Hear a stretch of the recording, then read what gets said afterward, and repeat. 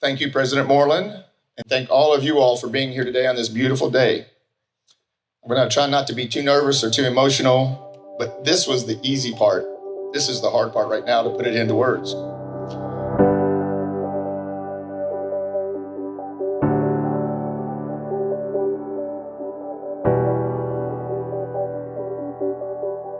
This project has renewed my faith, energized me, and confirmed the influence that one person can have on so many. Steve was that person for a lot of us here today. He made the difference in our lives by sharing himself, his talents, his humor, his time, and vitality. After interacting with Steve, you might have thought that he helped reveal something inside of you that you might not have realized about yourself.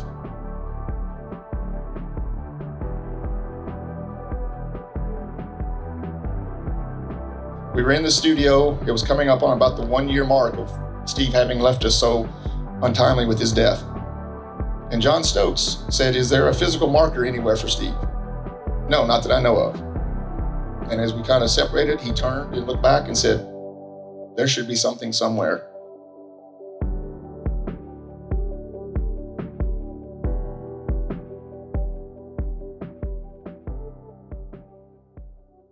As I brainstormed about what to do, I realized I was all over the place with ideas.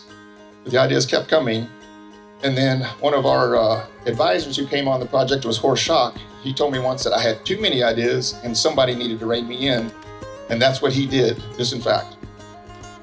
So at the same time with the ideas, I started making phone calls to try to get interest and to see what Steve's friends, assistants, and people who care for him, what they thought of this.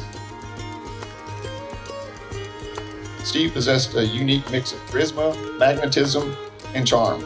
And I quickly realized my ultimate task was to attempt to harness all of this energy and focus it on pulling off one last Steve project in true Steve style.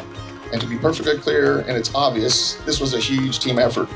Steve loved the team aspect of creating his pieces. And like him, I have found that having others involved brings out an enhanced energy and feeling in the process. In a very real way, I felt like I was assembling the Avengers, the Earth's mightiest heroes. So many people played significant roles in this process. I was blessed to bring together an amazing team of super talented people who believed in this project to honor Steve. They all went way above and beyond to see this project come to life. So as this project kept moving forward, I realized how much that I was amazed by how the puzzle pieces kept coming together. Dave Caldell and our team constructed the full 25-foot tall and 20-foot wide stainless steel frame envelope with a huge warehouse. It took me 2 months alone just to find a building tall enough to construct it in totally. Steve Powell did some of the most beautiful work that any Kentucky artist has ever made. It was just beautiful. It still is. It's going to be forever. And so the chance to work on a tribute to him was a really wonderful opportunity. And Brooke came up with a great design, and it was just a piece of great luck to have him call me one day and say, "What do you think about this?" Steve was a rare combination of talent and intellect and personality.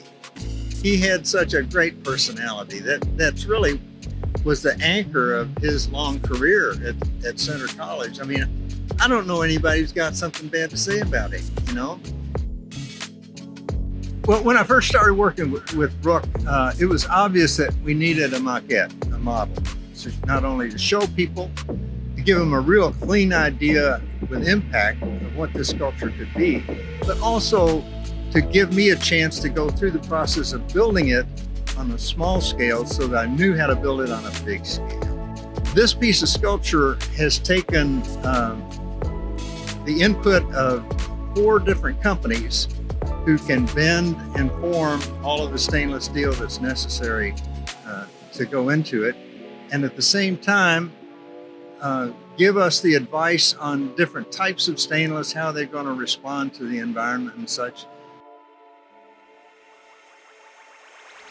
The ceilings were plenty tall, but the door was only 16 by 16.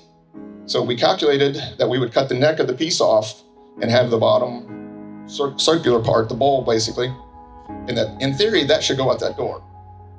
So on the morning of the move, we had a team show up with 2 huge forklifts, They basically flipped the bottom around, and just like moving a couch out a narrow door, we got it out that door, and I was sweating bullets. But we finally loaded it up and we're on our way to Danville.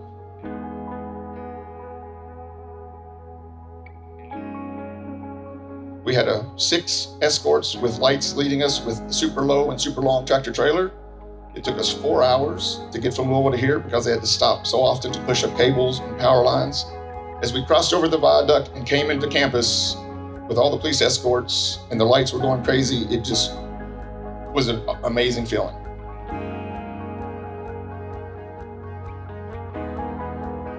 We pulled right up on the street here behind you. The crane picked the bottom of it up, swung it around, and in less than 20 minutes, it was sitting on its foundation. That was the day I thought we could actually maybe pull this thing off.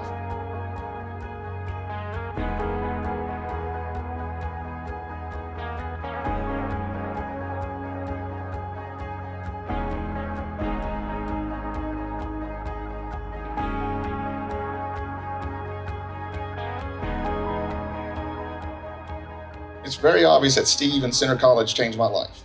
Center helped me to develop critical thinking skills, taught me how to write effectively, and how to present an idea in a convincing way. Steve always had cool names for his work. He had an old unabridged dictionary that he would look up these great verbs and adjectives. So with Steve's names, with his sense of humor, I'd like to present to you Soaring, Renegade, Peacock.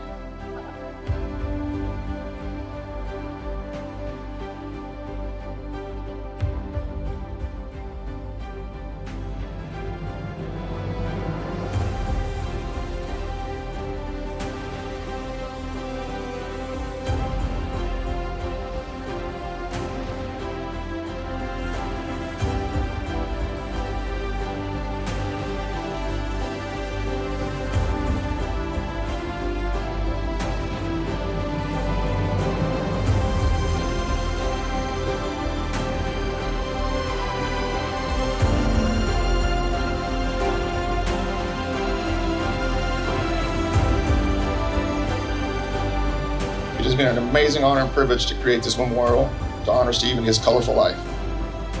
I was asked the other day what Steve might say to me directly about this sculpture, and I immediately said, "Why isn't it bigger?" Love you, Steve.